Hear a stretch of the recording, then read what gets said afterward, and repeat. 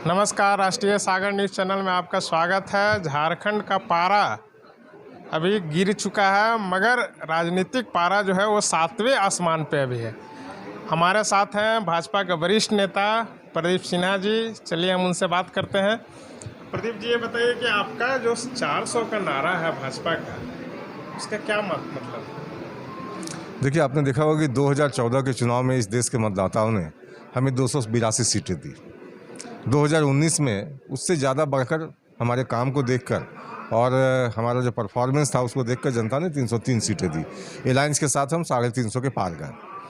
तो एक अपनी सफलता या अपनी उपलब्धि को आंकने का पैमाना होता है कि आप कितना स्कोर कर रहे हैं। तो निश्चित रूप से 2014 से अच्छा हमने किया, तभी 2019 में जनता का आशीर्वाद मिला। इसलिए हमने अपने कार्यकर्ताओं के लिए एक टारगेट सेट किया कि 400 पार। तो जनता को भी ये लग रहा है कि नहीं, हमने अगर अच्छा काम किया है तो इनको मार्क्स भी अच्छे मिलने चाहिए।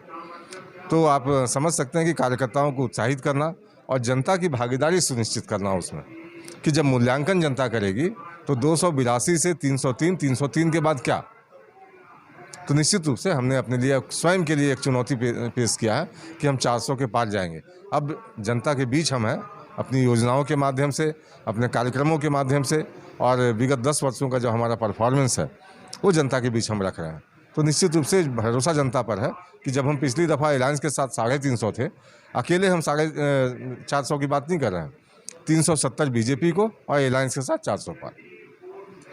आज राहुल गांधी का दौरा था, 2 जगह पर उन्होंने दौरा के चुनावी सभा को संबोधित किया है। आज उन्होंने बोला कि भाजपा अगर जीतते तो आरक्षण खत्म कर देगी, ऐसा उन्होंने भाजपा पर ब्लेम लगाया। इस पर आप क्या? देखिए, 2 बार से तो हमारी सरकार केंद्र में है और पूरे बहुमत के साथ है, तो हमने तो आरक्षण के साथ कोई छेड़छाड़ नहीं किया। लेकिन जहाँ जहाँ ये सत्ता में है, या कर्नाटक में या आंध्र प्रदेश में, इन्होंने ओबीसी वर्ग का आरक्षण काटकर मुसलमानों को देने का काम किया।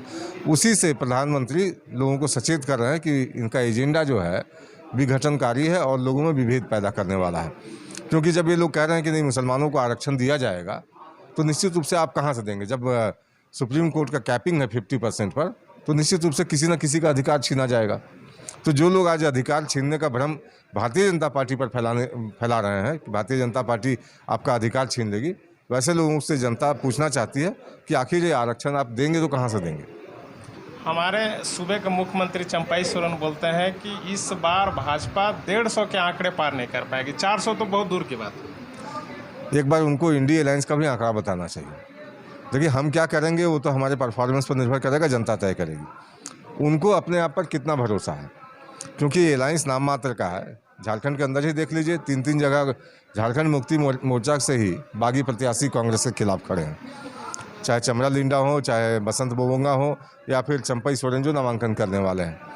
उसके अलावा आप बंगाल में देखिए, ममता बनर्जी ने कांग्रेस पार्टी को कोई तवज्जो नहीं दी, कहा कि 2 सीटों पर लड़ना हो तो लड़ो, नहीं तो बाहर जाओ।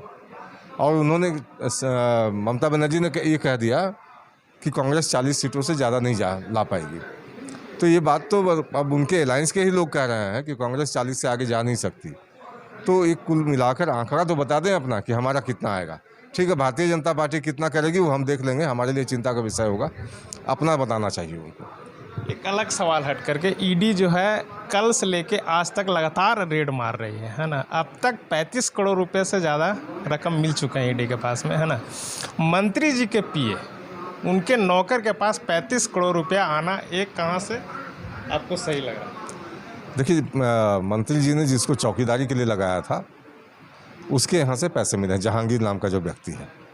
तो अब आप समझ सकते हैं कि नौकर के अगर यहाँ इतना पैसा है तो बाकी लोगों के पास कितनी संपत्ति होगी। तो अब जो सारी चीज़ें सामने आ रही हैं, जो लोग कहते थे कल तक कि नहीं, ईडी और सीबीआई जो है बेमनस्तापूर्ण कार्रवाई कर रही है और सिर्फ उसी जगह परेशान किया जा रहा है जहां गैर भाजपा शासित सरकारें हैं, तब तो स्थापित सत्य है कि पैसे मिल रहे हैं आपके यहाँ। आप सामने आकर ये कहने की हिम्मत नहीं जुटा पा रहे हैं कि पैसे किसके हैं। आज तो आलमगीर आलम कहीं किसी सभा में दिखाई नहीं दिए राहुल गांधी के साथ। तो निश्चित रूप से कांग्रेस के लिए भी परेशानी का विषय है कि अब उनको अपनाएं या उनको बाहर का रास्ता दिखाएं। क्या लगता है, नैतिकता के आधार पर आलमगीर साहब को इस्तीफा देना चाहिए?